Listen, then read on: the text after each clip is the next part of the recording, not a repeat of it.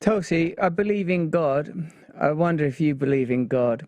From this Sure. position of my love of God, I am confused at times by the ferocity of the current cultural war, believing myself that whether these arguments are approached from the libertarian right or the socially justice oriented left, the individual freedom and a continual undergirding and a recourse to principles, undergirding by and recourse to principles such as compassion, kindness, tolerance, and forgiveness would seem obvious on both ends of that spectrum.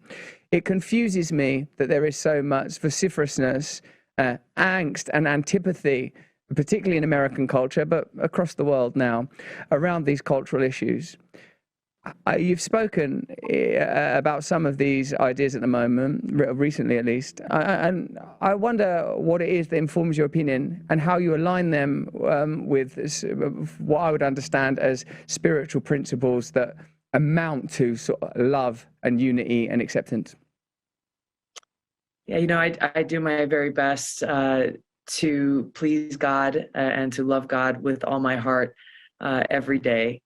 He is the center of my life, and I have dedicated my life to service because what better way to make God happy than to work for the well-being of God's children and our planet. One of the things that I talked about in my statement of leaving the Democrat Party is because these people, the leaders of this party, are so hostile towards anyone who is a person of faith or those who have their own spiritual practice. They are directly undermining our constitutional principle of freedom of religion. It's not freedom from religion. It is freedom of religion for every one of us to develop our own personal loving relationship with God in whatever way we choose, or not at all.